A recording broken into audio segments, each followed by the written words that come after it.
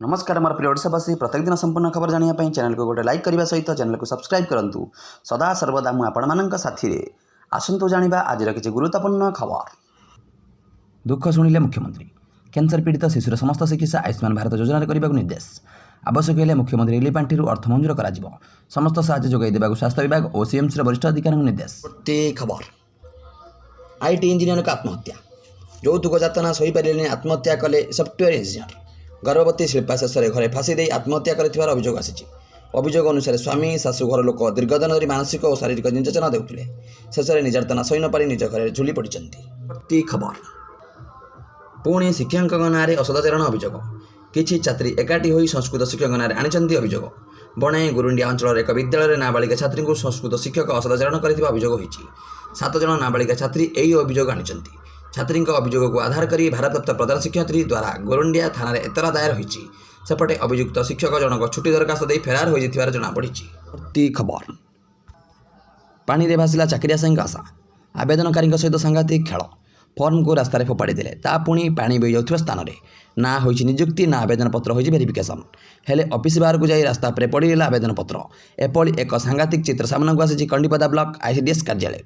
कंडीपदा शिशु विकास योजना कार्यालय सामना रास्ता पानी रे बही जाउथिबा स्थान में पड़ेगा आवेदन पत्र। खबर जापान गस्तरे प्रधानमंत्री नरेंद्र मोदी इंडो जापान शिखर सम्मेलन जोग देवा टोकियो में पहुंची विमान बंदर में प्रवासी भारतीय भव्य स्वागत संबोधना करती आज और आसंताकाली 2 दिन धरी जापान में रहिबे मोदी यापर अगस्ट 31 और सेप्टेम्बर 1 तारिख में चीन गस्तरे जिवे जोठारे तियानजिन सहर में एसीओ वार्षिक शिखर सम्मेलन सामिल हेबे यही 2टी देश गस्त प्रधानमंत्री बेस गुरुत्वपूर्ण। खबर बन्या सरीनी पुणी लघुचाप बन्या जोगु लोकों स्थिति संगीन हो पड़ी तेबे बन्या जोगु लोके असुविधा भोगुवा बेले पुणी एक लघुचाप चिंता बढ़ाई आसूची आउ 2टी लघुचाप सेप्टेम्बर पहले वर्षा परिमाण बढ़ आगक पछक पछ 2टी लघुचाप आसुवा बेले गोटे सेप्टेम्बर प्रथम सप्ताह और आउ गोटे द्वितीय सप्ताह रही। खबर जिलापाल को कुंडाई दुख बखाणिले कांदी कांदी समस्या कहले आउ कुंडाई पकाइले बन्या प्रभावित अंचल आसला रोचक दृश्य बन्या पानी छाड़ा पर बन्या विपन्न आखि लुह सुखिनी यही समय जिलापाल और सांसद घटनास्थल में बुलुवा बेले कुंडई पकई दुख जनाइले बन्या विपन्न एभली दृश्य देखा मिली जाजपुर जिला दशरथपुर दरगाह। परवर्ती खबर महिला को मासक मिल 2100 टंका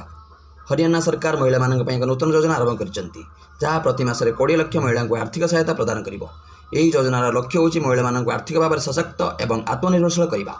हरियाणा मुख्यमंत्री नायब सिंह साइन गुरुवार घोषणा करते राज्य सरकार सेप्टेम्बर 25 रु दीन दयाल लोड लक्ष्मी योजना कार्यकार करेंगे जहाँ अधीन योग्य महिला को मासिक 2100 आर्थिक सहायता दिज्व। खबर यूआईडीआई अनुसार छुआ आधार कार्ड 2 थर अपडेट करने निहाती आवश्यक